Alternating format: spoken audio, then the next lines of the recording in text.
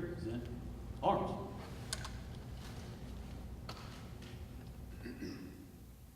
Oh, say, can you see by the dawn's early light what so proudly we hailed at the twilight's last gleaming, whose broad stripes and bright stars through the perilous fight o'er the ramparts we watched were so gallantly streaming, and the rockets' red glare, the bombs bursting in air, gave proof through the night that our flag was still there.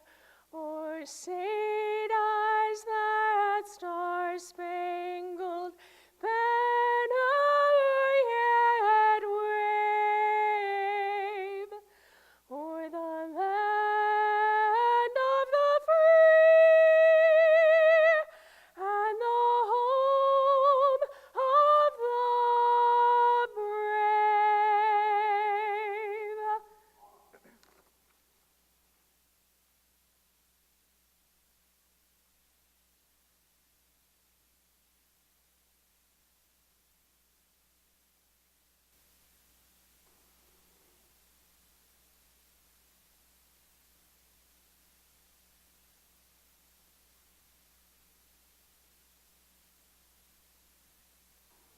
Thank you. Let's give a big round of applause to our own Cindy Cadillac.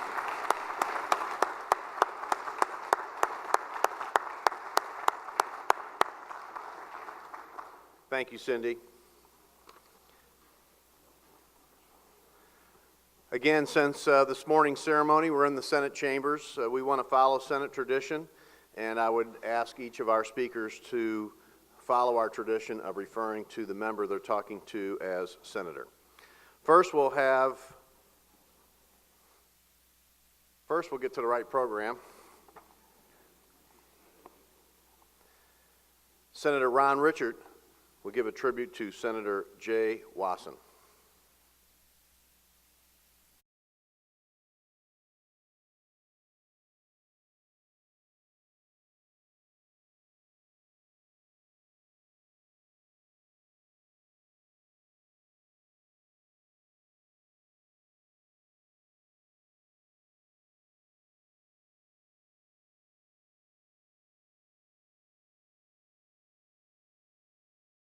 Good morning. I've been lucky enough to spend time my entire legislative career at the Capitol serving next to Jay Wasson, one of my best friends. And it's been a pleasure and an honor. With a background in real estate development, Jay started his public service career following his mother Edna's footsteps as serving as mayor of Nixa for 5 years. He then served 8 years in the House and finally 8 years in the Senate. He's been known to be a pragmatic senator who isn't concerned as to whose name is on a bill, but more about getting good legislation passed. And his legislation has spanned dozens of topics and areas on a variety of issues important to Missourians. Jay has always brought common sense business approach to the legislature. He understands economic development and has helped lead the Senate as chairman of the Committee on Economic Development. As George MacDonald had said, few delights can equal a mere presence of one whom we trust. We all trust Jay Wasson. As a respected member of the House and Senate by both parties, Jay served as a Senate Majority Caucus Secretary. He also fought for Missouri's family farms and lower taxes across the state of Missouri. Jay has a unique ability to build relationships with people. He is able to talk to them without making them mad, and he understands their issues and can share their concerns. When Jay walks into a room, you can feel his leadership presence. people seek his opinion because they know he will answer them in a well-thought-out, reasoned approach. He understands there are two sides of every issue and has always kept an open mind. In the dark days of the majority in the House, he would come into my office and ask me how he could help. He knew how much was at stake. As Walter Winchell had said, a friend walks in when the whole world walks out. With his wife Aretha by his side, he's a man of his word, who votes his conscience, and a great example of what a senator should be. As we end our career in the legislature together, I have one more quote to share from Edgar Guest. And could I have but one wish this year, this only would it be, I'd like it to be the sort of friend that you've been to me.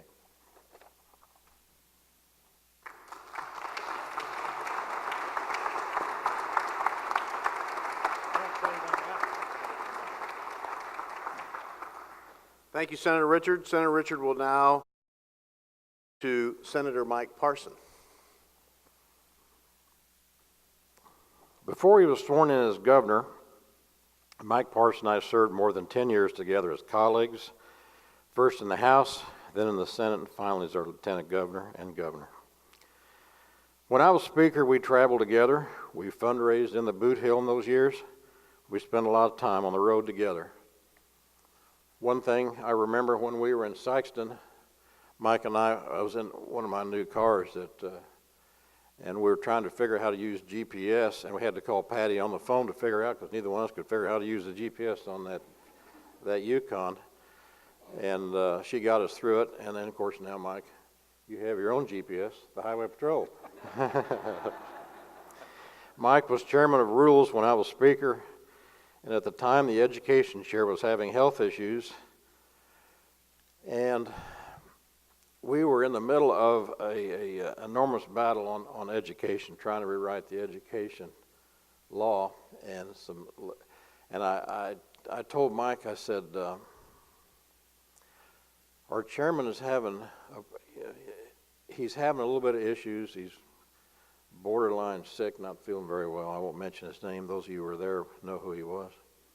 I said, Mike, you're going to rewrite the education bill. He said, I don't know anything about that. And I said, you got kids in school, don't you? He said, I got grandkids. I said, you know enough about education. And what he set the foundation for is the education bill that has built on since then and has been truly a remarkable start of a re-energizing our education, and it worked into what his love is workforce development and started then.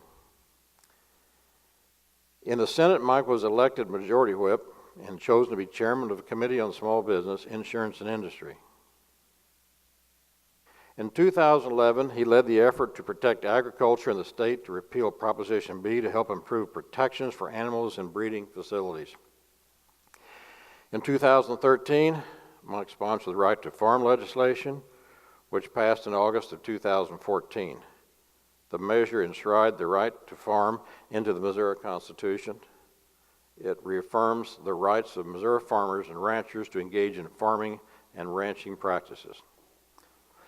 2 years later, Mike sponsored the bonding bill. As you can see, results of this great facility here, which appropriated money to preserve public buildings and help provide a safe workplace for essential functions of government. These bills allow Missouri to use bonds to pay for repairs of many of the state's deteriorating buildings. The measures also include funding to pay for colleges and university maintenance projects. As Dan Zad had said, Mike, you have done more than lead, you have inspired. As Lieutenant Governor, Mike launched the Buy Missouri initiative and continued to be as a strong advocate for agriculture, veterans, and senior and tourism. But one of the things I remember most about Mike's time in the Senate is the day he gave a tribute to our former auditor, Tom Zweig. It was a thoughtful and from the heart. It reminded me of a quote of Norman Cousins. Nothing is more beautiful or powerful than an individual acting out his life or his conscience, thus helping to bring the collective conscience to life. Well, we are celebrating his retirement today from the Senate, and we're getting just a taste of what he will accomplish in the years as governor. Mike and his wife Teresa are working hard to build a better Missouri. His strong dedication to agriculture, economic development, workforce development will help set a framework that will lead to a better quality of life for all Missourians. I'll leave you with one more quote. The people who make a difference are not the ones with the credentials, but the ones with concern. We know that Missouri is in good hands with Governor Parson in lead.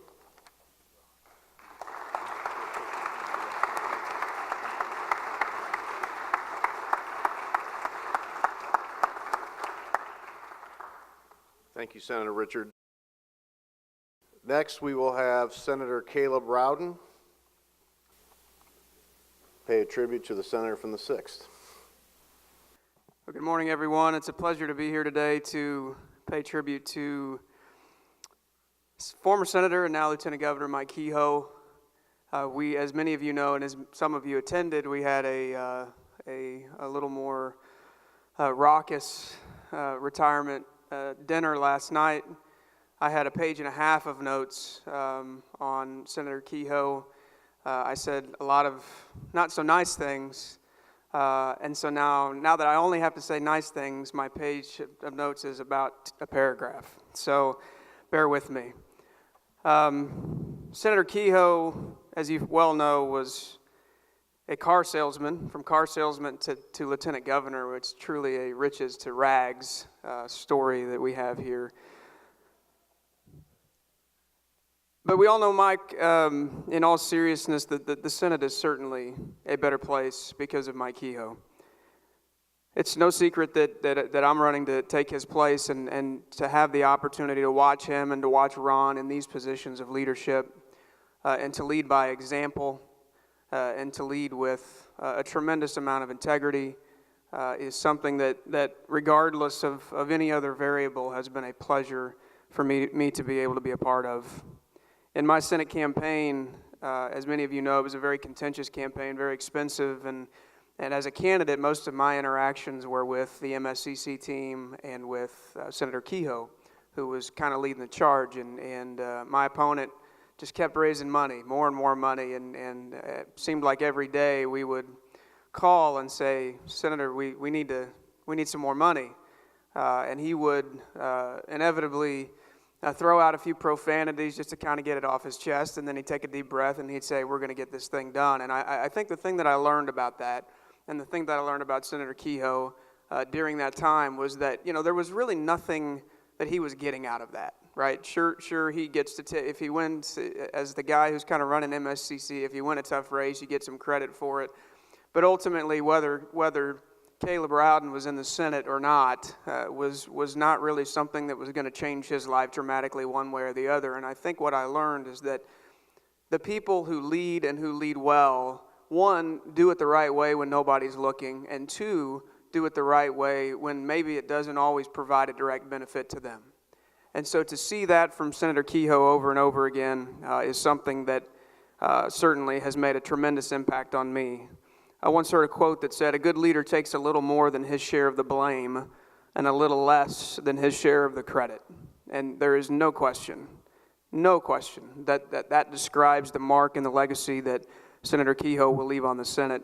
And it really is my sincere hope that even though he was more than willing to step in and take blame time and time over when he didn't have to and when it wasn't warranted, that those of us who were a part of his tenure here in the Senate will be quick to give the credit that he deserves for the work that he did in making this a tremendous place to serve and to be a part of. So, Lieutenant Governor, Senator Kehoe, I wouldn't be here today were it not for you, and I can't thank you enough for investing in me as a new senator over these last 2 years. I wish you continued success in your role as Lieutenant Governor, and hopefully we can carry on the legacy that you and others that we are honoring here today have left for us.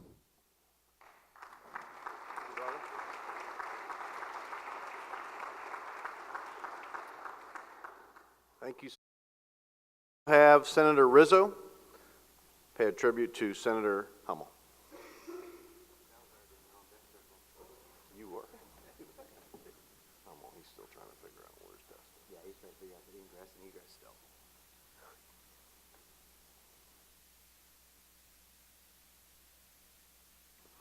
Still trying to figure out the ingress and egress, huh? Morning. Thank you for letting me talk about my friend today. I wanted to be clear. I am not probably going to be talking about the senator from the 4th today. I just wanted to talk about my friend. And with that, I just wanted to share a quick story of about the senator. I guess I have to say senator from the 4th, so the lieutenant governor doesn't gavel me, but there's no gavel. Yeah, there's always later, that's right.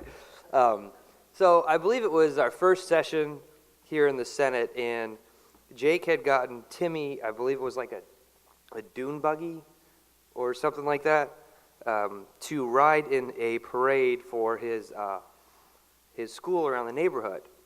And we were here late one night, and it was like a Monday, and they had worked on it over the weekend and got it running and everything else. And of course, Monday night comes, or Tuesday night, whenever the parade was, and of course it doesn't start.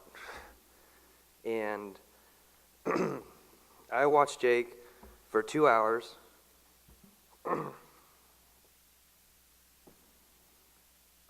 Excuse me.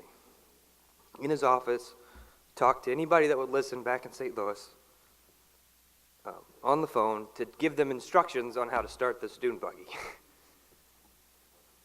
Shuffling from here to the floor to vote. And then ultimately, I believe it was his neighbor, Tom Villa, who got on the phone and said, "Kid, it's not starting tonight." And that was, well, it is, I guess, the senator from the 4th that I knew and know and will know for the rest of my life as somebody that is caring and compassionate and takes his family and his friends seriously into heart and will do mostly anything for them.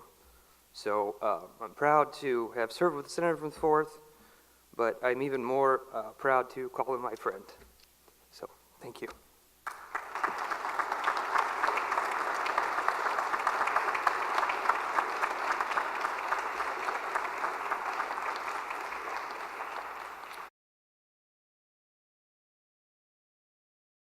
Senator Onder, give a tribute to Senator Dan Brown.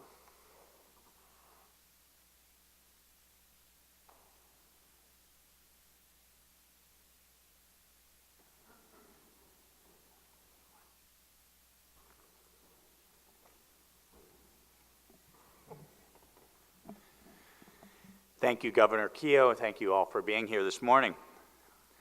Well, when I was asked a few weeks ago to speak on behalf of Senator Dan Brown, I have to say I was deeply honored and humbled.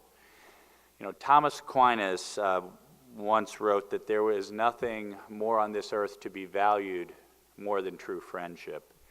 And I cannot begin to say how honored I have been and how deeply blessed I have felt to be a friend of Dan Brown's. And I really believe that many, and if not most, if not all, of those here today would say that Dan Brown has been a true friend to all of us. Senator Dan Brown has lived a truly blessed, a truly American, a truly Missourian life. He grew up in the very small town of Solo in Texas County. He graduated from Houston High School. He received his BS, somehow that's appropriate, in agriculture from the University of Missouri, and he graduated summa cum laude from the College of Veterinary Medicine at Mizzou. He married the love of his life, his beautiful wife, Kathy, and together they raised 2 wonderful children, Justin and Danette, and they have been blessed with 5 grandchildren. It's been said that we can judge the heart of a man by how he treats animals. If that is true, we can certainly learn a lot about the heart of Dan Brown from his 30 years in veterinary practice and from his love and care for his own menagerie of pets.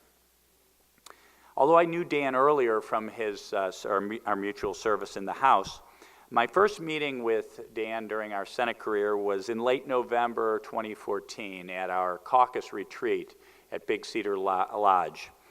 I think it was about 20, maybe 10 degrees on that cold November morning. I was out for an early morning jog, or more likely a shivering shuffle in the dawn. And I was walking up the hill back toward my cabin, and I saw Senator Brown. He was walking this small dog that I later learned was Daisy, a Shishan. For those of you who are not dog fanciers, that is a cross between a Bichon and a Shih Tzu. And I'm an allergist. There is no such thing as a hypoallergenic dog. And I asked Dan, who do you have there? And I think he must have read my mind. You know, what's this big, tough guy, Senator Dan Brown, doing with this wimpy little dog? And he kind of grumbled at me, and he for the first time in his life, actually only time in his life, Dan said something to me that isn't absolutely unequivocally true. And he grumbled and said, "Wife's dog." And anyone who has spent any time in the Missouri Senate knows that Daisy is Dan's dog. Well, many of us have gotten to know Dan well in our time since Dan was elected to the Missouri House in 2008. So Tekla and I decided to do an informal poll asking people around the Capitol for a short phrase to describe our good friend and colleague Dan Brown.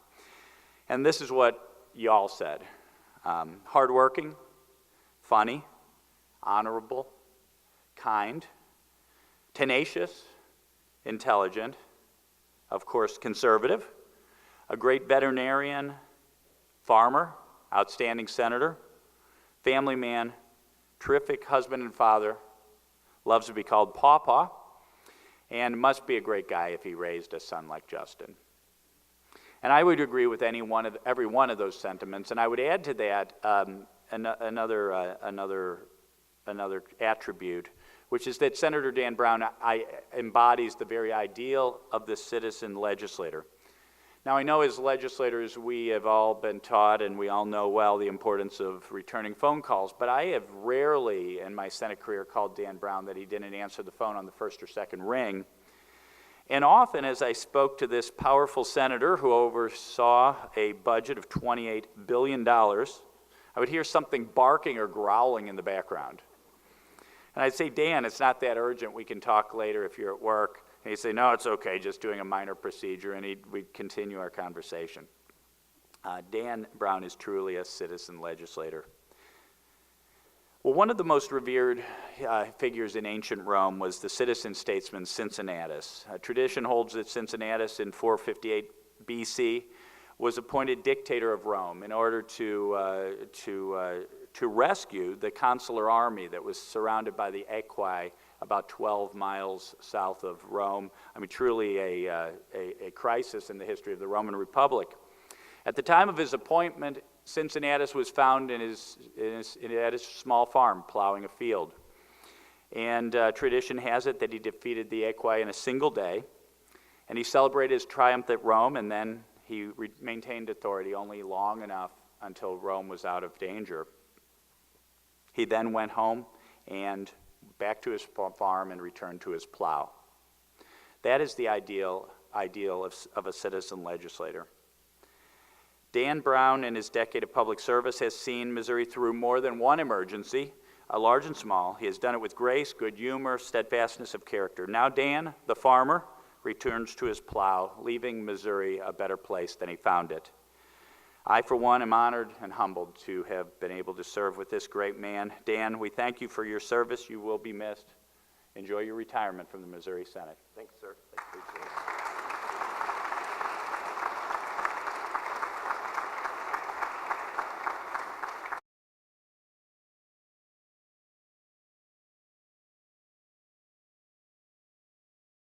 Holzman, pay a tribute to Senator Ryan Sylvie.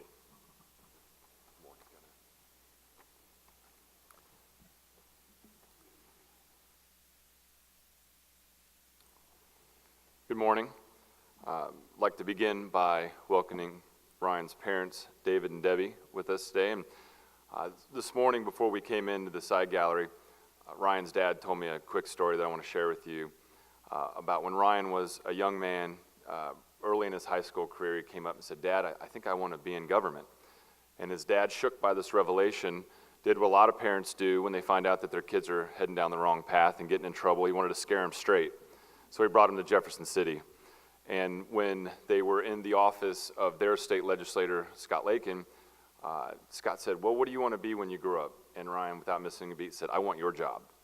And with laser-like focus, he set out to accomplish that. And at age 27, after serving a time in D.C. for Senator Kit Bond, he ran for a special election and won that special election, flipping a seat.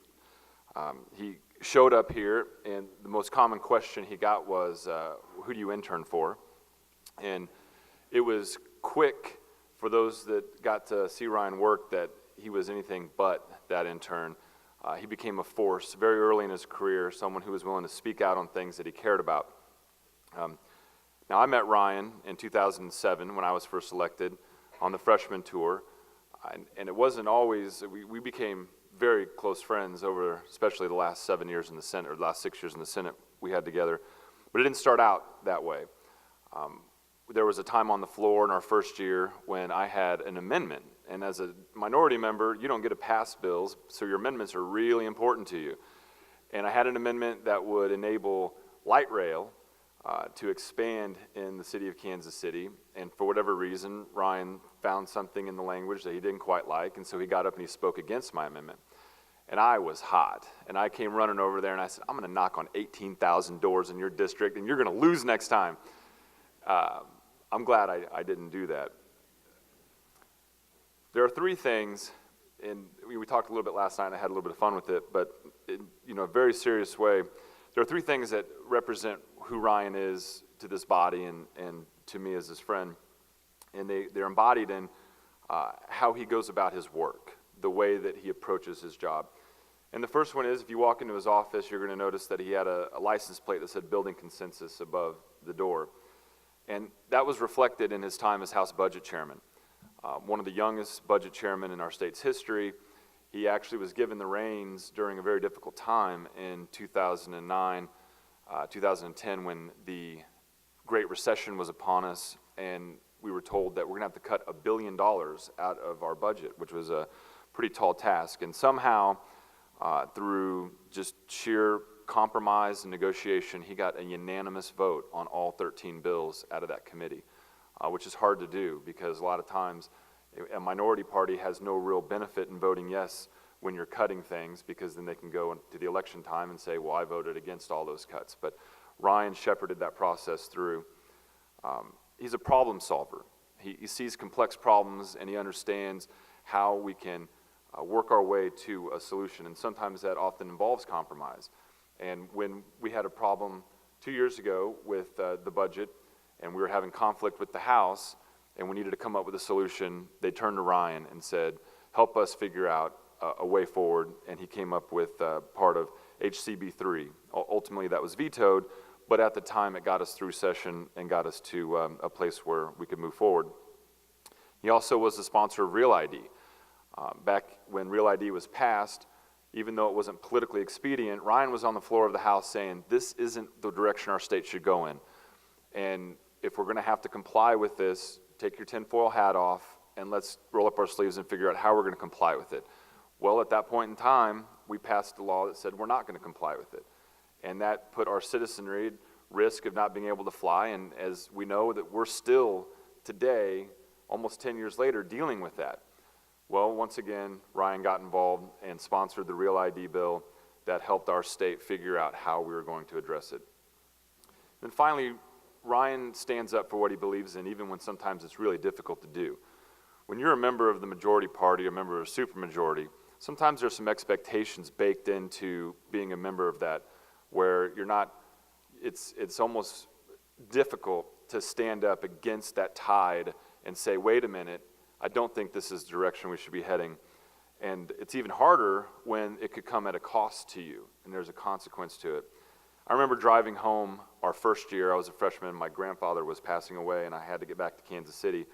But like many of you, when we're not able to be in the chamber, we listen to the debate online. And I remember Ryan taking the floor during the budget process, and the budget chairman, who's with us today, decided that we were going to make a cut to the First Steps program. And sometimes those cuts are hard, and there's no one questioning at that time why we needed to make those cuts. But Ryan felt that we could take it from somewhere else. And so he got up on the floor, and he held the floor for 4 hours as a freshman senator until we came to a compromise on that bill. And I remember listening to him on the way home and thinking, there's going to be a consequence to this. But he felt strong enough about the issue that it didn't matter, and he was able to help save that program. You know, Teddy Roosevelt said, far and away, the best prize life has to offer is the chance to work hard at work worth doing. And anybody who's been around Ryan or Senator Sylvie knows that he embraces that motto. We both are fans of Game of Thrones, and I've always considered Senator Sylvie and myself and many others in this chamber to sort of be men of the Night's Watch, on the wall, protecting the realm. And today, Ryan's watch is ended. Thank you.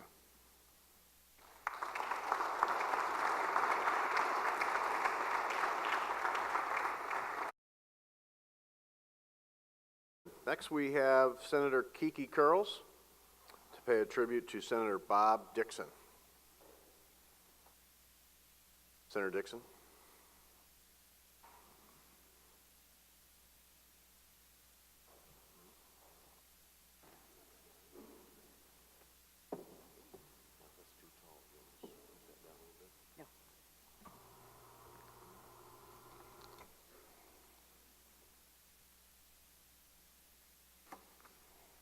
It's too low.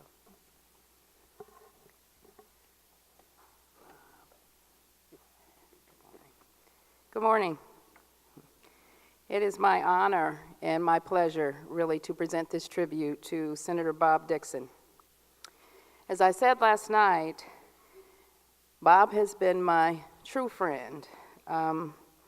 We've served together, we've laughed together, we've prayed together, and we've sang together. Many of you know, Bob and I believe it was 2 sessions ago, were having, we had some difficulty here in the chamber, and things had shut down. There was nothing getting through. We were adjourning very early every day. And Bob and I began to have this discussion on the floor about coming together and resolving some of the issues we had in the chamber at that time. We talked about coming together, and we needed a kumbaya moment in this chamber. And then Bob then asked if we would like to sing it. Of course, I'm like the song, like right now? But we did. And I will tell you that the discussion that we had, and even the singing, of course, we had no idea that it would be the novelty that it became at the time. But what it does, it speaks to his character and his willingness, of course, to come together even in times of adversity. Those are the things, of course, that have been important to him and what represent him as a person. He's been a man of integrity and character and conviction inside and outside of this chamber. He has been the quintessential statesman. I looked up the meaning of quintessential statesman, and it says representing the most perfect or typical example of a quality or class. Statesman, a skilled, experienced, and respected political leader or figure. Those are clearly traits that embody Senator Bob Dixon as my friend. Dwight Eisenhower once said, "The supreme quality of leadership is unquestionable integrity. Without it, no real success is possible." Bob has been a very strong, a very steady member of this chamber. I have enjoyed immensely serving with him, as many of us have. But I want to talk about a little bit his role in judiciary. Being the third non-attorney in the state's history and the first since 1830 to lead the Judiciary Committee and not be an attorney. So I think that speaks to his diligence and his dedication to his role on that committee to be named chair. I want to talk briefly about his role in the revision of the criminal code that had not been revised, I believe, since the 1970s. His help by way of expungement of nonviolent criminal records, and many other judicial and other meaningful legislation that have meant a lot to the people of this state. So with that, I want to grant him the most splendid success in his future as he leaves this chamber. And know that once a senator, always a senator, we won't forget. And I have truly enjoyed his friendship and his dedication to the people of Missouri. Thank you.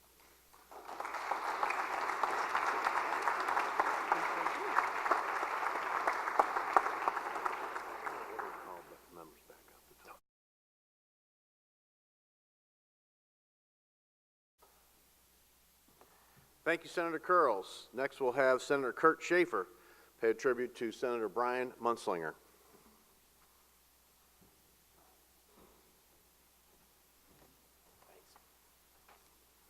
Kind of nice to be back up here. I do want to say, before I say a few words about Brian, because what I'm going to say about him relates to all of you, but especially to the governor, because I was sitting there and I watched him walk in, and he was talking to the doorman on a first-name basis, and he knows everyone in this chamber on a first-name basis. And that represents something that we haven't seen in a while. Because to get things done in this building, just like I'm going to say about Senator Munzlinger, you have to have relationships. And I just wanted to point that out. That's just really nice to see. So, thank you, Governor.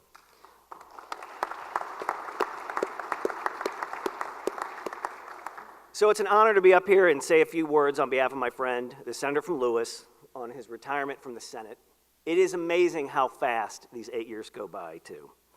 I was one of many who worked hard to get the senator from Lewis elected back in 2010 to a district that includes almost all of Northeast Missouri and is a part of our state that is almost completely dominated by agriculture.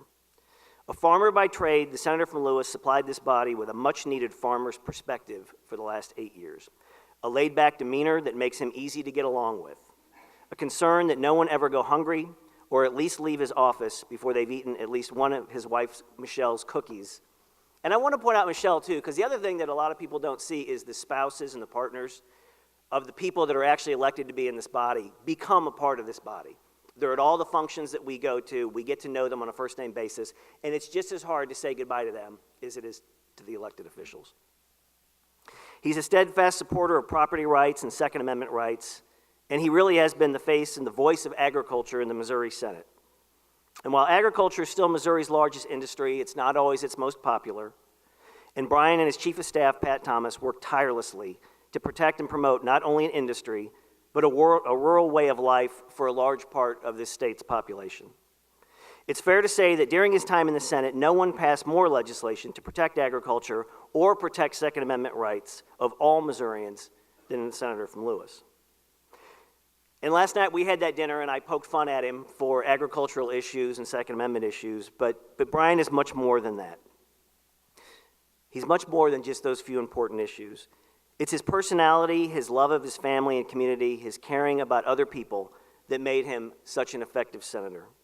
His affable, non-confrontational nature make him likable, which is a really hard thing sometimes to find in qualities of people in this chamber. His strength wasn't dominating floor debate, but rather working behind the scenes to make sure that things were worked out before things came to the floor. His strength, or his effectiveness at working with all the Senate colleagues, allowed him to successfully tackle such difficult issues as tort reform, transparency and agency rulemaking, and other subjects that we don't always think of when we think of the senator from Lewis, because we always think of agriculture. While I haven't counted, I'd say he's right up there with the senator from Christian in passing the most legislation in the past 8 years. He set an example of commitment to public service by volunteering on countless, and I can't even imagine how many, interim and special committees, where he spent time away from his family here over the summer and other times when the rest of us were all at home. And it dawned on me last night when I was listening to Senator Lemke speak about Senator Schaaf that the Missouri Senate is much like professional wrestling. It also dawned on me that it would be very hard to give a retirement speech for Senator Schaaf. But on top of that, it also dawned on me that it's a lot like professional wrestling. The Senate has to have its characters. And it would be easy to think of Brian as a character. He was a bull rider in college for the MU's rodeo team. He looks a lot like Yosemite Sam. But he's not just a Senate character. He is the type of person that holds this body together. You know, I was fortunate when I got elected in 2008. My first 2 years, I was here before term limits finally removed everybody that was here before term limits. And I think of senators like Delbert Scott and Danny Clemens, and people that would say, now, son, just slow down there. We're going to be here a long time. You need to work this out. And that is the character that the senator from Lewis embodies. And I want to stress how important that is, because 8 years goes by quickly, but you're here for 8 years to do the work of the people, and you can only get that done through relationships. I recall times when Brian would come in the evening, and one time I remember he had bags of morel mushrooms that he had found on his farm. And he cooked those mushrooms for hours until he was absolutely certain that no one wanted any more mushrooms. And after that, we didn't want mushrooms for a very long time. But it was the kind of gesture that really goes to building relationships. His constant sponsorship of the Missouri Senate softball tournament with Munslingers, Gunslingers, that's the kind of thing that goes to build relationships. His legacy in this chamber has been the example he set as the glue that holds us together, the type of person that you aspire to be, that you want to work with. He's been a tremendous public servant. I know we're going to see more out of him in the public sector in the future, whether that's local or whether that's at the state level, because he has so much more to offer. And I want to thank Brian for his service to the state of Missouri and being an example to me and a friend to me in my 8 years in this chamber. Thanks, Brian.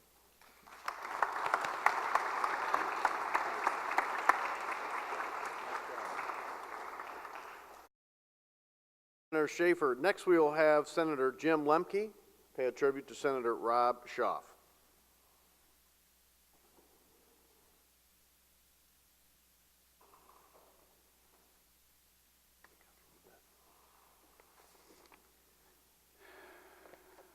Good morning. I'm going to preface my remarks by saying what an honor it is to be in this dais again. And as Senator Schaefer mentioned, I think Senator Curls, the serving in the Missouri Senate is the best job in the world. And it's going to be very difficult come the end of this special session, and knowing that my good friend and I, we're going to be riding off into the sunset, and I just want to let you all know I wish you all well, and there is nothing like serving in the Missouri Senate, and I thank you all. The senator from Buchanan, the senator from the 34th, my good friend, my colleague, my boss. I truly believe that Senator Rob Schaaf is the end of an era in the Missouri Senate. There was a time in our history when there was a respected difference between the House and the Senate. The old adage, the House makes the noise, but the Senate makes the laws. Time and term limits change all things. As I alluded to last evening, the senator from Buchanan has been from time to time everyone's villain. And you know what? That's okay. We all have a role to play. Sometimes that role wasn't comfortable, but I think it was necessary. The Senate, unlike the House, is about 34 individuals, 34 islands of influence. The Senate is about relationships. I believe that what Senator Schaaf understood better than most is that being a senator is less about party, less about caucus priorities, less about passing bills, and more about liberty, the little guy, and individual rights. The senator from the 31st has always respected the institution of the Senate. He knew the Senate rules and applied them like a skilled surgeon applies his scalpel.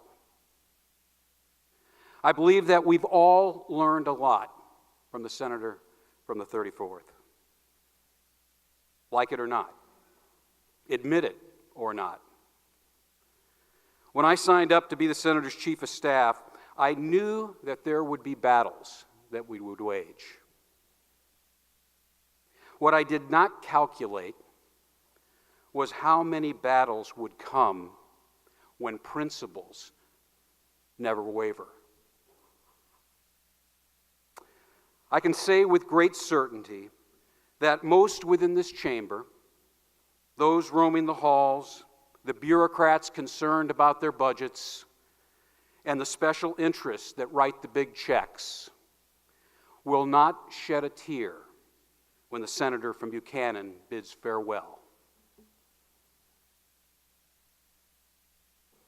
I've had many ask me over the last few months, who will be the next Rob Schaaf? My response? Elvis has left the building. But I can tell you this without a doubt in my mind. Senator Rob Schaaf, love him or hate him, the institution of the Senate is going to miss him. Thank you.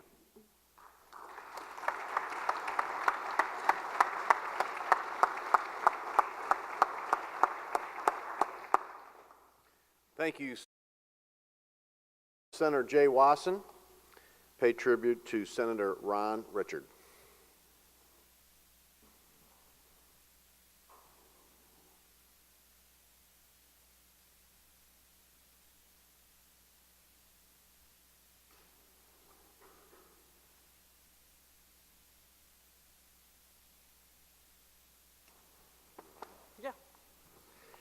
Good morning. I've got a few things that, to me, describe Ron Richard, Senator Richard. And I'll give a couple examples as I go through them. First is his legislative career.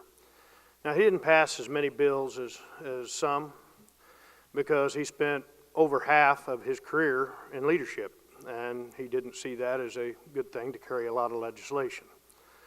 But when he did carry legislation, particularly over in the House, he basically built what we have today as our economic development package.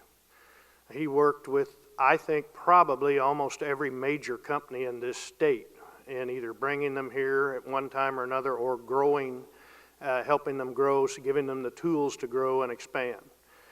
Literally hundreds of thousands of jobs over, I'd say, the last 12 or 14 years that he's been heavily involved in economic development. And that has kind of been his main interest that he's had as a legislator. He also stood with dignity and firmly and did it the right way when his city had probably the biggest tragedy that has ever happened in the last 16 years in this state when a tornado hit Joplin. And he did a heck of a job, if you'll all remember, of holding that city together, putting it back together, going through months and months and months of trying to get through a tragedy where hundreds of people died. And you saw Ron do that in the right way, I believe. Secondly, his leadership. Ron's ability, he always, in the House and the Senate, and those in the caucus know this, he would ask, what do you guys want to do? Where do you want to go? That was his question almost every time. Where do you want to go? And he would try to lead us in that direction. And he did it again with dignity. He listened, and in other ways, I remember, and I think this defined him as much as anything, and I think most of you will remember this, we passed a gun bill a few years ago that after we passed it, most of us realized was not a good bill. And there were only two people in this room that would kill it, him and Senator Dempsey. And they did it for us. And that was where he put the Senate in front of his own personal, because he took a lot of heat for it. I mean, he took a lot of heat for it. He had to have police protection at his home, had his grandchildren there that week, and he took a ton of heat for it. But he did it because it was the right thing to do. And that was him. That describes Senator Richard. From there, I think, you know, you go to the traditions and the institutions of this Senate, and I don't think anybody has done more to try to keep that intact and keep that value there than Senator Richard in the time he's been here. He has been about the traditions of this Senate from day one and remains so. He also has done more than anybody that I know of in trying to help restore this Capitol to its old beauty and its traditions, and has fought hard for that, and you're seeing the results of it as we sit here today. And that's the kind of thing that I think will be a legacy that goes on for generations from now. People that we don't even know yet that will serve here one day are going to get the benefit of this building actually being brought back to its original beauty and being brought up to date and not falling apart. And I think that's a legacy that we can be very proud of, and he can be very proud of. Last thing I'd say is, if you took his hand, I have never met anybody that has been a more loyal, true, steadfast friend in my life. Never have. If you take his hand, he stood by his word. He never lied to anybody. He did things the right way, and he did them with integrity. And I defy anybody that wants to try to say that that's any different. He's my friend, and I thank him for being here very much.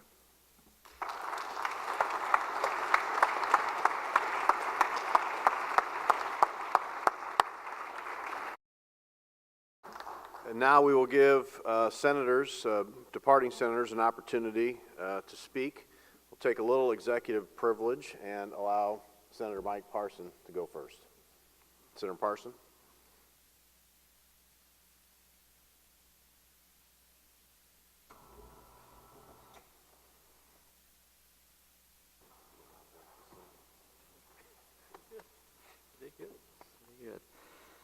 First of all, as I listened to everybody be recognized this morning and all the speeches that were made, and the speeches that are going to be made today, is I just think what a privilege it's been. What a privilege it's been to serve with everybody in this chamber, including the staff, the doormen that I've got to know over the years for what they do, and to be part of this family that I wanted to say, the Senate family, and for the families that are here of us senators, how much you are also a part of that, and to be here today. I do want to make a couple of corrections. I guess Kurt had to leave, but Kurt, a while ago, when he was talking about Senator Munslinger and mushrooms, if you were sitting in the back like where I was, Senator Holtzman jumped up almost to offer an amendment to the medical marijuana bill. So we need to make sure we know the two differences between morel mushrooms and some other things. But anyhow, I was kind of worried about that when he was up there. You know, the other thing I get to do, one of the great privileges I get to do, somebody that's stuck with me through thick and thin, and believe me, there's been ups and downs in our roads like there is many of you that are here today. But one of the great things I get to do as governor of the state of Missouri is I get to introduce the First Lady of the state of Missouri. And she has just an honor and a privilege. I love her to death. And just please recognize her for what she's doing as the First Lady of the state of Missouri.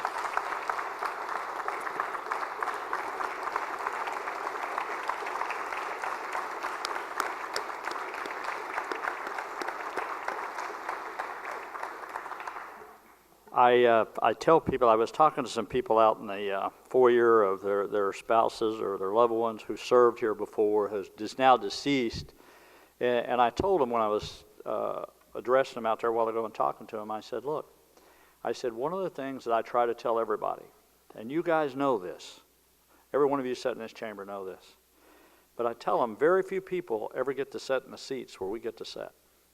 Hardly anybody in 6 million people will get to sit in the seats you get to sit. And I guarantee you, everyone, when you come here, you had your heads up.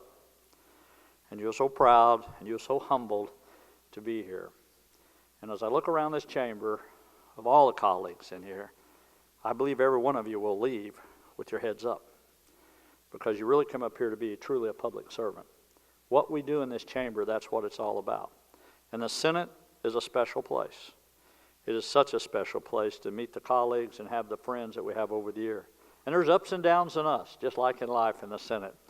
I remember, and I'll tell this story, I don't think he'll mind, but me and Ronnie run for leadership one time. And I was pretty devastated. I was. I thought, oh man, you know, what happened there? What happened there? And I remembered something that I tell my grandkids. And it's really, if you want to fail, I will tell you how you can do that. You can fail if you blame everybody for everything. If you complain about things all the time and you're never grateful for the things that you have, that's a sure way to fail. And I had a choice at that time. Do I fail or do I not? And I come back, and I want you to know I decided I didn't want to be a failure. I didn't. I come back in this chamber, and probably there's a purpose for everything in life. I truly believe that for all of us, there's a purpose. And it really made me a better senator for what happened. It made my relationship with Ronnie better than it ever was. And to go through that process, I would not be here today if it hadn't have been for that, probably. So when I say there's a purpose for everything we do, there is. And what your futures bring for you guys retiring and ladies retiring, it's going to be okay. It's going to be just fine. And I truly believe in those things that I do. And I get now to be the governor of the state of Missouri, and I get to talk about those issues every day, what's important to everyday Missourians. But you guys are everyday Missourians. You are the people that make the state go, and to do this. The other thing I tell my grandkids, I tell them all things are possible. I tell them if they have the will to try it, the faith to believe they can, all things are possible. And I truly believe that. I truly believe that. For an old country hick from Hickory County to be the governor of the state of Missouri, believe me, I'm a perfect example that all things are possible. You know, to be able to do the things we get to do. Everything you do in this chamber, everything we've did together, it matters. It matters every day. And for my friends that are out there, whether it be Jill or whether it be Kiki or whether it be the guys in the other party, I never once ever thought about the different parties. I really didn't. I always thought about the individuals. And I always thought how important it was for us to work together. Even sometimes on issues we never agreed on. But that's one thing the Senate will do. It will build relationships, sometimes whether you want them or not. But it's important to work together in this chamber. And for you that's got to carry on the legacy after we're gone, it's up to you now. You've heard some outstanding men and women that have the privilege to sit in the seats where you are. But that tradition is something that's very real.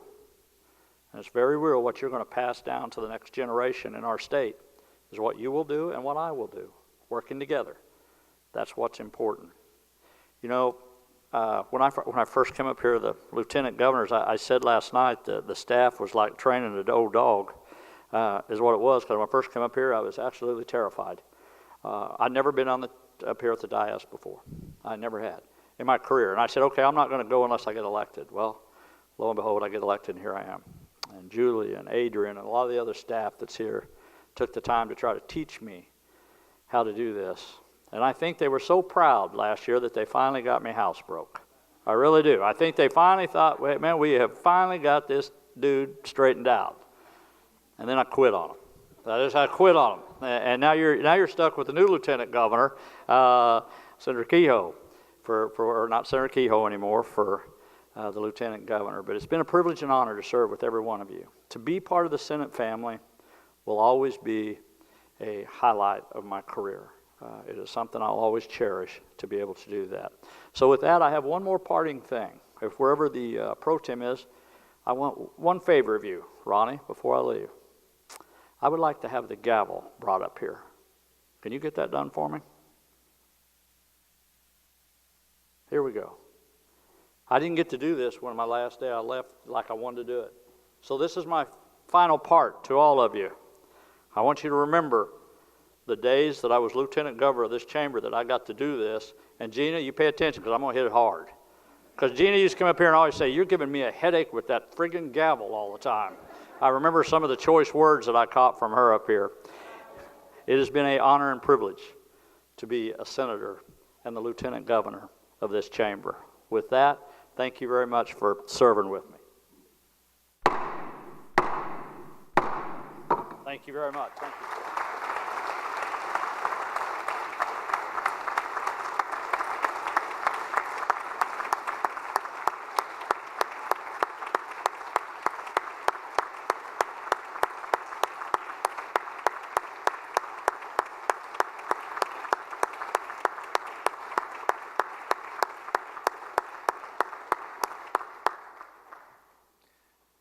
Thank you, Governor Parson. Senator Holzman still trying to get the... Next, we'll hear from Senator Jay Wasson.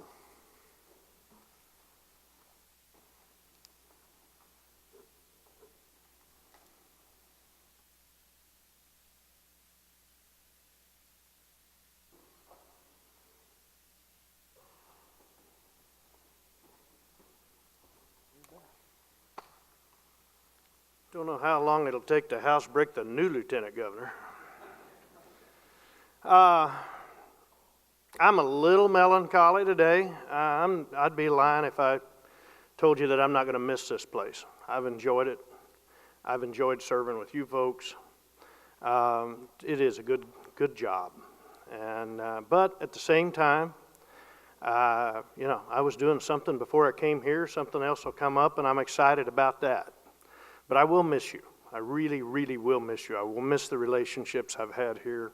I have made friends here that I will have for the rest of my life. Relationships, people that I will pay attention to and watch and hope the best for forevermore. And I truly mean that. I want to thank my wife. We got...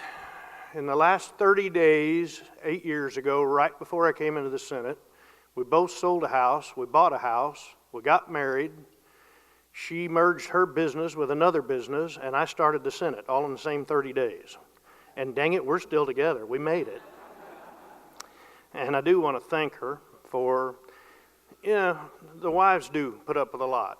And please, you other ladies, don't tell her that you don't pack your husband's bags before they come up here every week, because she still thinks everybody does. Thank you, dear. I appreciate you being with me. Someone else, if you guys have walked by my office anytime very often in the last 8 years, I would think most of the time you probably heard a lot of laughing. I mean, we had fun. And I had the best staff. I never in 8 years had one complaint from a constituent, not one. Every time somebody would talk to me about my staff, oh, you guys, they just do such a good job. They just took care of me. I had an efficient, fantastic staff, the best I could think I could possibly ever have. You know, the governor said something about making a Hickory County hillbilly. Well, a Christian County hillbilly is just as bad from down in Southwest, and they made me look good. And I know Barbara's sitting over here. I don't know where Robin is. She's somewhere in the gallery. But we had fun. We had a lot of fun. And we laughed, and we enjoyed each other, and they took care of me like you wouldn't believe. And I thank them tremendously.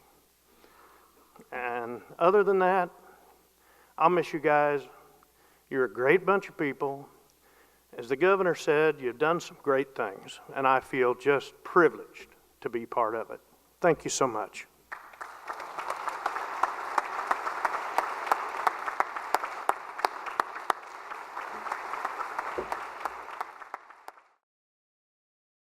Well, it's my turn. I won't take much time because you guys are always sick of hearing me talk. But it is, you know, everybody's going to say the same thing. It's the greatest job you've ever had. I would say it's like a marriage. You know, you love the place, but there's a lot of aggravation some days.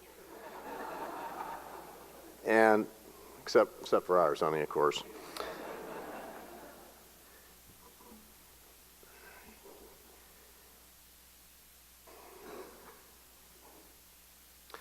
You know, I wouldn't be here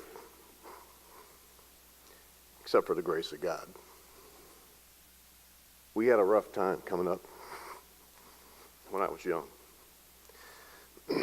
And to have served in this body and to be in the position I am today, that's something I will absolutely never forget.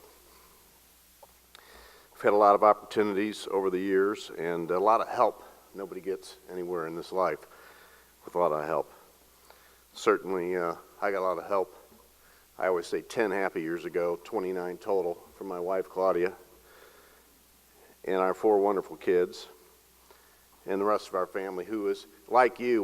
When you decide to run for office, it's mainly because you're aggravated about something like I was, and you decide to run, and next thing you know, your family, who kind of said, do what you want to do, they're all 100% involved with you, and they're walking at parades, and they're knocking at doors, and they're making phone calls, and they're wearing their T-shirts, and all their friends are wearing their T-shirts. And we truly had a family campaign, the 2 different campaigns that I ran. And I'm grateful to my family and to Claudia for doing that. So, Claudia, thank you.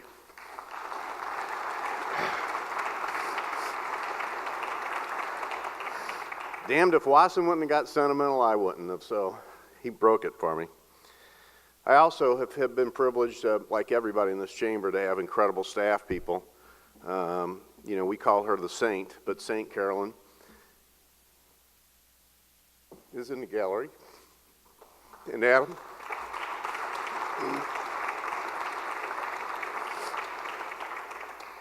Carolyn told me in March that she was going to retire from the state on December 31st, and I thought, well, that's perfect. That's the day I'm leaving too. We're going to go out together. And then on June 18th, I said, now, Carolyn, we need to rethink this retirement strategy. But God love her. She's going to spend time with her grandkids.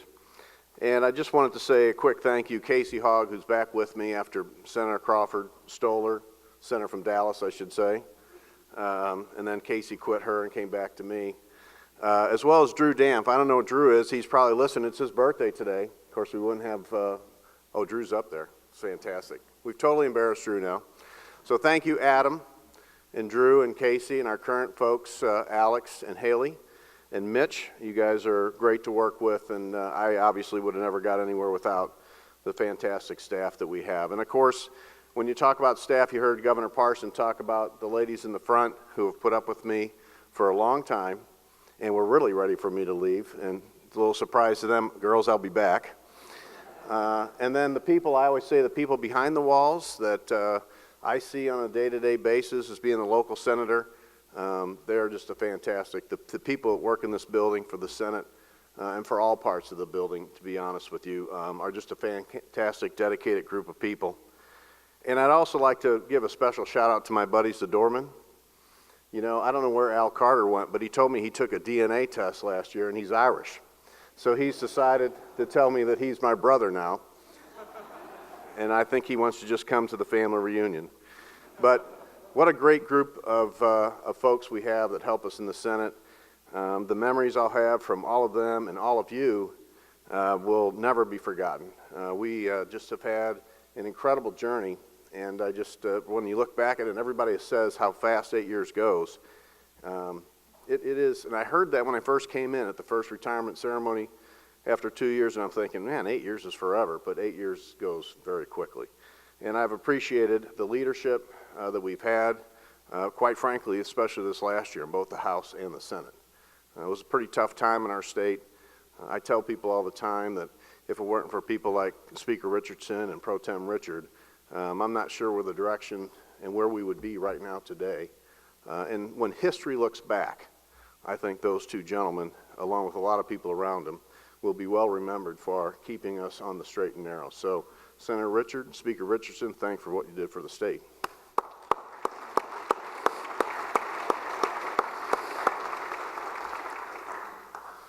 I look forward to working with all of you in the future.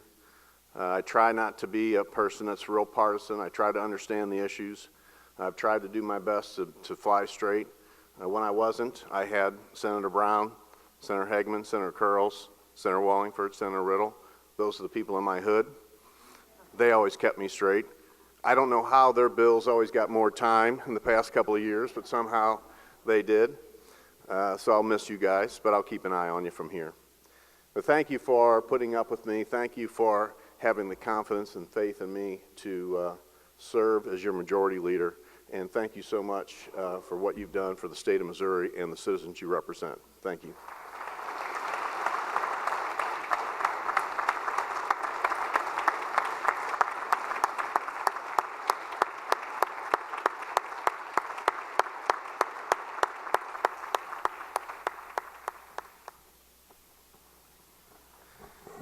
Thank you. I too will try to be brief. Like everybody here, I have really enjoyed my time in the legislature. The past 10 years have been amazing. I've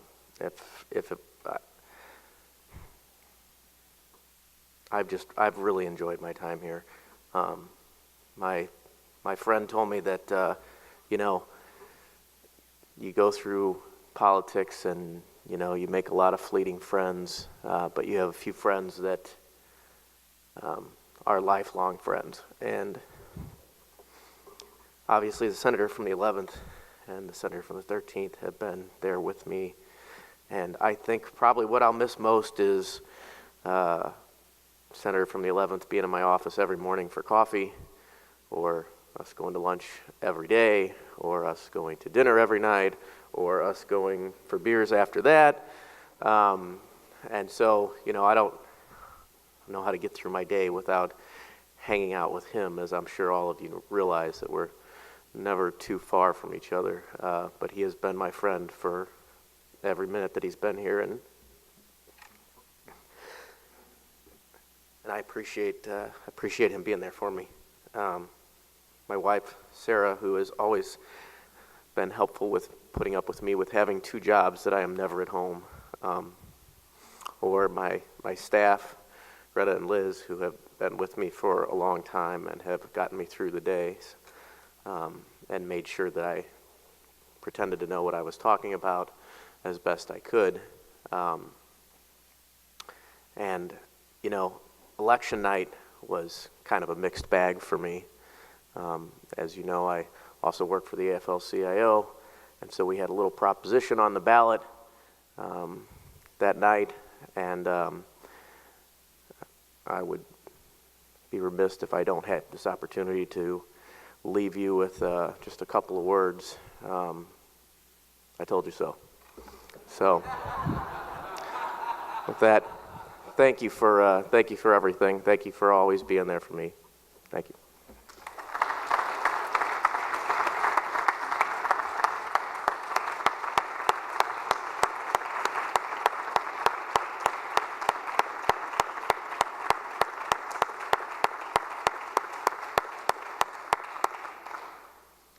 Thank you, Senator Hummel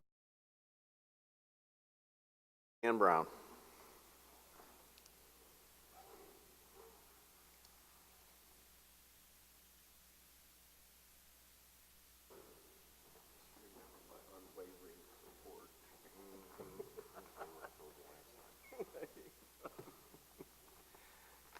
Oh, man, I'll tell you, that guy's going to need help, Claudia. But, I've got a lot of thank yous to say. And I want to thank Dr. Onder for his nice words. And I want to thank Senate staff and the folks that work up front to keep us in line and help us with motions. And, of course, then I want to thank my colleagues for supporting me and supporting the budgets presented. It's truly been an honor to work with you. I especially want to thank Betty Pringer, who started working in my office and has retired and is kind of part-time help now, Diane Kester, and Jared Brown, my chief of staff. And they've done a great job running the office, answering people's questions, and making me look about half sane. So I really do appreciate them. I want to thank my family. I want to thank my daughter Danette, my son Justin, and of course their spouses, Brad and Laura. I want to thank 5 of the grandest grandchildren a man could ever have. They wore T-shirts. They just did all kinds of parades and things, and some of them were not very big at the time, but they loved to ride in the John Deere Gator and go to parades. So they had a little bit of fun along the way. I especially want to thank my wife, Kathy. She's put up with me for 48 plus years now. She supported me all these years through. We were actually married when I was in veterinary school. Danette was born when I was just started veterinary school. That probably wasn't real smart family planning, but it worked. And I especially thank my colleagues and their support when Kathy was diagnosed with breast cancer. That's when you find out who your family really is and who people really care. I want to thank Patty Richards. Patty was amazing. She helped with the many trips that we had to make to St. Louis when I was in session, and never once complained about it, just always showed up and did it. Of course, I have to tell you about Kathy and Patty. Most of the time on the way back, they'd always miss the turnoff at Fulton, end up in Columbia, and somehow find their way back to Jeff City. So you got to be careful where you send them. And so I have a lot of thank yous in my life. I've had a wonderful veterinary practice. I'm still practicing. And I pray every day that my hands stay functional and my eyes are functional and people will continue to put up with me. I'm excited about getting up and going to the veterinary clinic every morning, and I hope that lasts for a few more years. Kathy's told many, many people that I'll never retire. They'll drag me out of there with my boots on and bury me that way, and I hope that's true. But I hope it's not too soon. So for all of you that's been good friends, and I think we'll continue to be good friends, I've become very, very close to many of you in this chamber, both sides of the aisle. I'll never forget one time there was some kind of labor issue that I was up on, and Gina Walsh, of course, was just really working me over pretty good. And anyway, she won, and Todd was still working in the Senate at the time, and he said, that was the coolest moment I've ever seen. And I said, what was that? And he said, after you lost that vote, you walked over to Gina and said, you guys hugged. He said, I heard you say, boy, you really kicked my ass that time. And you said you guys were laughing, you were still friends. Said, that is amazing. And I feel that way about Gina and many of my Democratic colleagues. There's been times I wanted to wring your neck, Jason Holtzman. But at the same time, thank you all very much, and I will miss you. Thank you.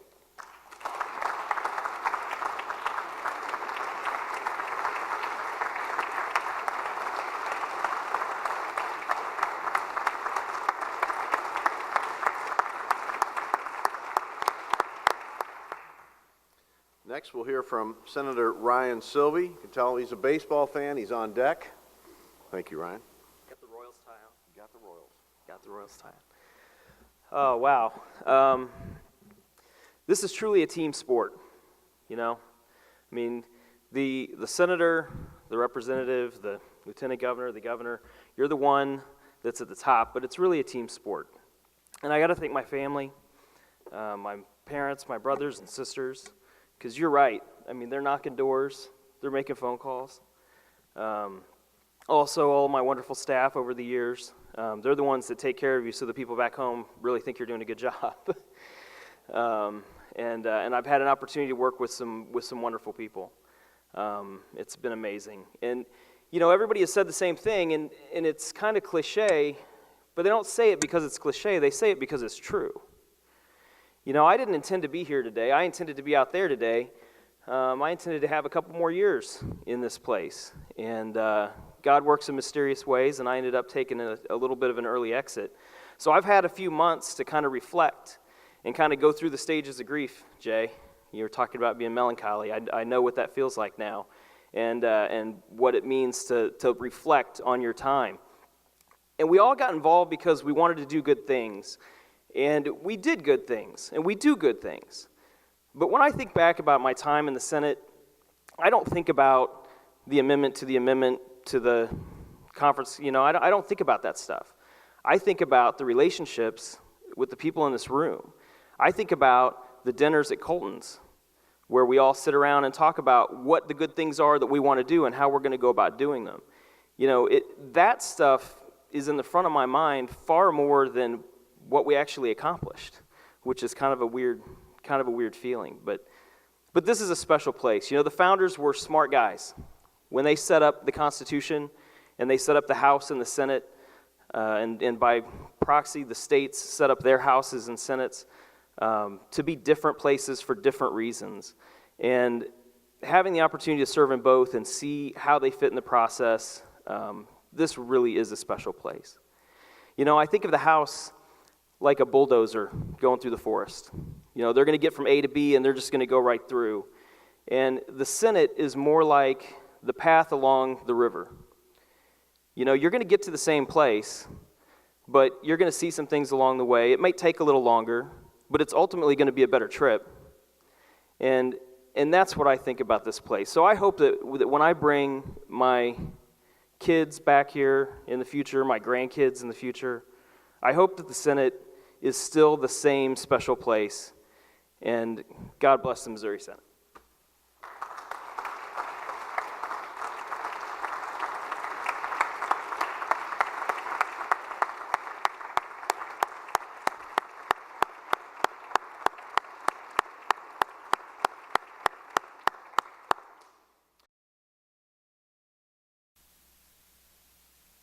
First of all, Senator Curls, thank you so much for those kind comments.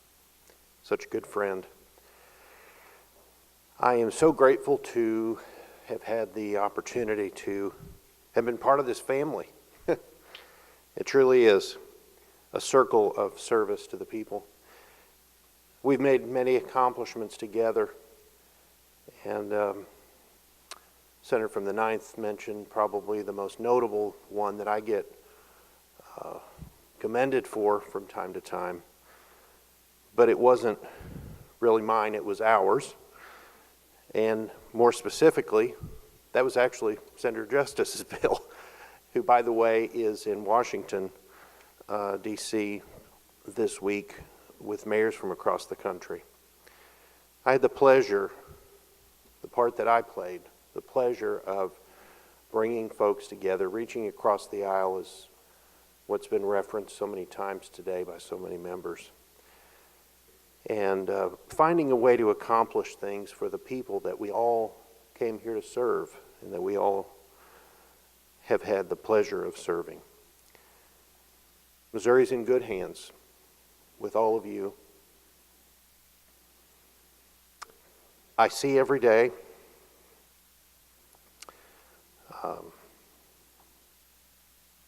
that you've all been here for the same reason that I have. And I see today the families and the close friends that are here to wish us well and to congratulate us. I really can't find the right words to express gratitude to my wife of 26 years, Amanda, and to our girls. As has been referenced many times, they were under compulsory service in all of our families and our campaigns. Our baby will get her driver's license in a few weeks, and some of us that came in together, we were sitting on the house floor when I learned that she took her first crawl 16 years ago. When I look out across this chamber, I see family. I see good friends. And I think of many good qualities that I have admired in each of my colleagues. And I think of all the things that I've learned from each of you. And I know that Missouri is in good hands. Now, I'm sure if I'm successful in what I'm working on in the next few weeks, I'm sure that there'll be times I'll ask myself, what are they doing up there? Who's going to filibuster? And then I'll remind myself, the Senate is in good hands, the hands of senators. God bless you.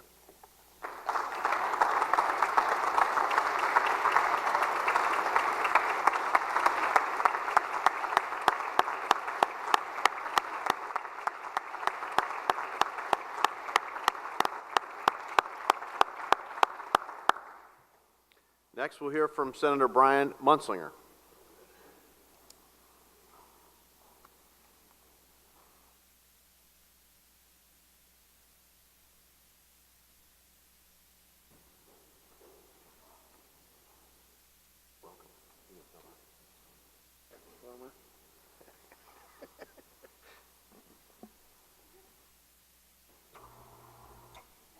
There, that's better. Yeah, gosh, what a ride. I want to thank Senator 0 to 60 or 0 to 80 or 0 to 190 for the kind words that he said earlier. We've been good friends for a long time. You know, it's been mentioned about wives and families. They are a backbone. Like I said last night, I remember dragging our kids off to parades sometimes they didn't really want to go because I didn't really give them a four-wheeler or a gator or anything to ride. They walked with me. But it's been an experience in all the campaigns throughout all the years. You know, I really want to thank my wife, my family, but there's one other person too, and I know that a lot of you have enjoyed the cookies in my office that my mother-in-law or my wife brought down every week. Every week. I know I've had lieutenant governors and everybody else that come in my office. I don't know if it was just for the cookies, but they were glad they stopped by to get the cookies. You know, I want to thank everybody. We really owe a lot of gratitude to the people that work on drafting because sometimes we might end up with 23 different versions of those bills. We want to thank the people in appropriations and the ladies down front and the doorman for keeping us entertained. Bill and the doorman, I tell you, they do a great job. If we need something, they're on top of it. We've got a lot of people we need to thank. But most of all, I want to thank my staff, too, in my office. They've been, like I believe Senator Wasson said, some of the best staff to have. Well, I'll put mine up against yours. And you've got some good ones. I do, too. And they make us really look good. You know, Governor Parson is a true example of what you can do if you really work hard. Because to go from where he did to where he is now, and from an old bareback bronc rider and bull rider to being in the Missouri Senate, you know, those 8-second rides were hard, but I'm not going to say they were any harder than sometimes it was to get a bill through that you truly felt about. You know, but really, that's an example of working hard, but the work that we do here, and it's really all about the Senate. None of us do it alone. And that is because it's the relationships that we have with each other. You have to build those relationships. And because of that, like I say, we don't do it alone. It's what we do together as a body that hopefully makes Missouri better. You know, I didn't realize everything I have done. I'm not bragging. But I brought a box over with me from the house when I came. It was a full file box. And I went through it day before yesterday. And I really got to thinking back about all the people that I've worked with in the past. And it's been a great pleasure. I remember Ron, Mr. Speaker Richards, Senator Richards now, put me on a whole bunch of committees. But I think he thought it was because I would work hard for him, and I did. Relationships. We don't realize those individuals' lives that we touch. I've had a number of interns in my office throughout the years. Now, it's not just me that works with them, it's my staff, but still, their lives that we touch. And it was very great experience. I haven't got through it all yet, but my intern this year reached out to all my past interns, and they did a memory book. And it kind of grounds you. And just to know that you've touched that many lives in good ways. And I want to say, hopefully I've taught all of you a little bit about agriculture. And you know, everybody eats. It's been a great ride. I'm going to miss you all. I certainly appreciate the friendships, how we can argue on a bill and still give hugs. I appreciate Senator Walsh and I having birthdays close together so we can stand up and wish each other birthday. Happy birthday.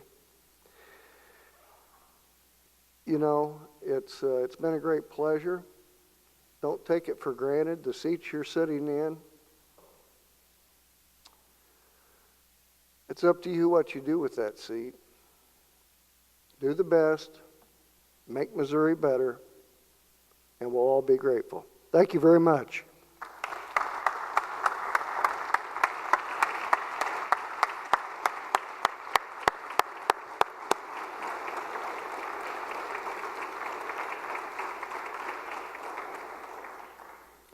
Next, we'll hear from Senator Rob Schaaf. Yeah. Fellow senators and guests,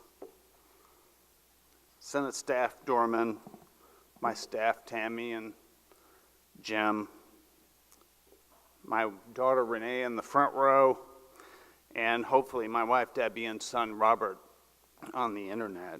I would not be here if it were not for them, especially Debbie. So you've come to expect a little bit different from me. I'm not going to disappoint you. My remarks are going to be a little bit different. I asked Jim if I should be mushy or just tell from my heart what it is that I want my fellow senators to remember. And so I'm going to go for it. So the book Bankruptcy 1995 by Harry Figge was the first thing that moved me to eventually run for office. Warren Rudman wrote the foreword. You may have heard of the Balanced Budget and Emergency Deficit Control Act of 1985, also known as the Graham-Rudman-Hollings Act, a carefully planned program of reining in budgetary excesses year by year. The act was to eliminate the federal deficit by 1991, and you know what happened. The deficit is now well over $1 trillion a year.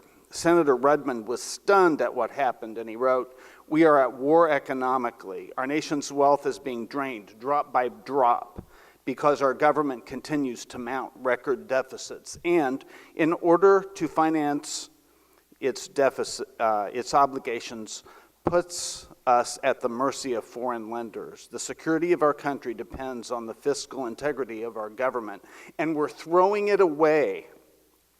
We're doing nothing to protect it. Instead, it's politics as usual." The book talked about how our country would be bankrupt in 1995 and warned us against free lunches and not to monetize our debt. But that is exactly what the United States has done. In 2008, we had the credit default swap crisis, and the federal government bailed Missouri out by raising the FMAP. And Ryan Silvey was the budget chair in the House during part of that. The situation today is an order of magnitude worse. It is now a mathematical certainty that we will have an economic crisis, and the people who will get hurt the most are the disabled and the elderly, who have saved for their entire lives and will see those savings decimated by the cruelty of inflation. It could happen tomorrow, or it could just continue for another 30 years like it is, with the pressure building up, just as the pressure builds up under the New Madrid fault every day. But it will eventually happen. Yesterday, our Joint Committee on Public Retirement heard its quarterly report in which the return on investments by our Missouri public retirement plans is averaging 3 or 4%, while the expected rate of return is still 7%. The seeds of the crisis are already sprouting. And as I have heard former Senator Jim Lemke say many times, we need to stop rearranging the chairs on the Titanic. As Missouri Senator, you will not be able to do anything to prevent this. But there will have to be an economic reset, and Missouri being a sovereign state, the Missouri legislature will be able to participate in shaping that reset. And when it happens, Missouri will need its Senate to be at its strongest to deal with that crisis. And you can best do that by keeping the Senate strong and protecting the power of individual senators. My counsel is to stop the houseification of the Senate, decentralize the power of your leadership, get the money out of politics, elect to your leadership people because of their intellect and their leadership abilities, not because of how much money they're able to raise from special interests. That thinking is the same thinking that has caused Congress to kick the can down the road. The worry about getting reelected and staying in power has caused a blindness to what is going on around us. So, my fellow senators, please start that reset now. Prepare. I should be glad this crisis did not happen while I was in the Senate, and I hope it doesn't happen while you are in the Senate, but it is not a matter of if, it is a matter of when. So like all of my retiring fellow senators, I feel like being in the Senate is the best job I have ever had. And I hope the best for the Senate of the future. Thank you.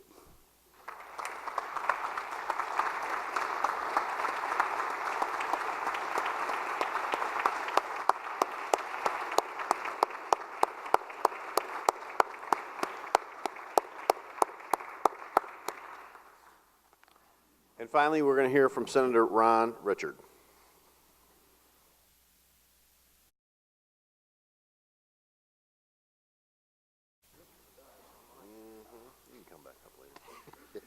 Thank you very much, and thank you for your many leadership opportunities in the past years. Senator Munslinger was right. In the House, I think I had him at one time on 8 or 9 committees, and I always said you could trust Brian to make a good decision, and that's the reason when we were in some states we needed good decisions. We trusted Brian to do the right thing. Senator Cunningham, I gave credit to Senator Wasson for some of the pranks, but we know who put him up to it. And it was you, and I remember you. Senator Kehoe may be the finest majority leader the Senate's ever seen in recent history. He managed to work his miracle. It's like the Frank Sinatra song, Witchcraft. That's how he managed the calendar and managed to make many of your realities come true. So my hat's off in your abilities, Senator Kehoe was majority leader. course, my staff, Patty Paris and Deanne and Gwen and Judy and Cheryl, others have done a great job. My chiefs over the years, Heidi, Dusty, and Jeff Brooks has been a real asset. But my most valued memory is of my wife Patty. When we were traveling, there were some times that she changed clothes in the car. I do remember one time we were going from a ag deal to a black tie deal, and she was changing clothes in the car. That truck driver on the side was going like that. She's been a trooper through all the campaigns, as all you spouses and kids and grandkids. But the fondest, I think the piece of legislation I'm most proud of is Patty and Kathy Brown doing the breast cancer bill, with many of you here helping. And she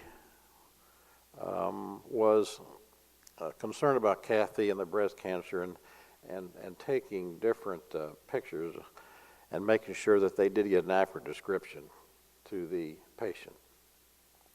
And she said, we need to do something. I said, well, that's fine. We're going to do a bill. She said, how to do this? Well, you're going to figure out how to do it because you and Kathy are going to do it. So Dan and I helped get the legislation organized, and Kathy and Patty went to the committees in the House and Senate, and they did pass it. And I think it was almost unanimous on both sides, and they did a great job. There are two wives. And I'll agree with Senator Schaaf for once. Keep the traditions of the Senate alive. It's a great institution and is to be respected. And it's an honor to serve, and it's an honor to be up here. And thanks for your patience with me. Thank you.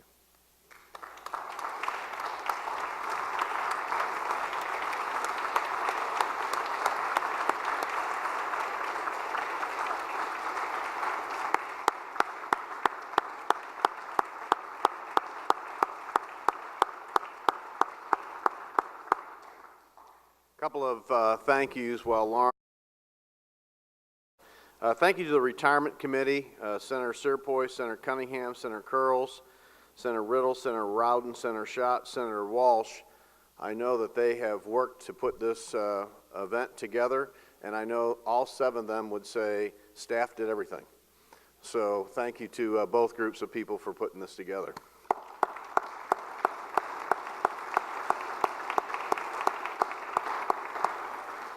And then thank you to my friend from Narth County, who's typing on her phone, and now she put it down, for helping, for your group, Gina, helping our group put on last night and today. You've been a great friend to the Missouri Senate.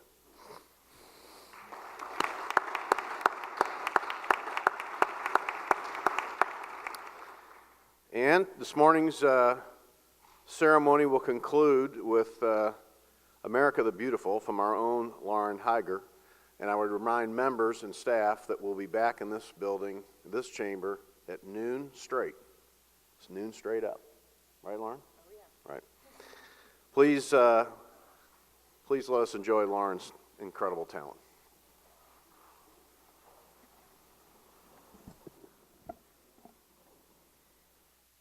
Oh, beautiful for spacious skies, for amber waves of grain, for purple mountains' majesties above the fruited plain.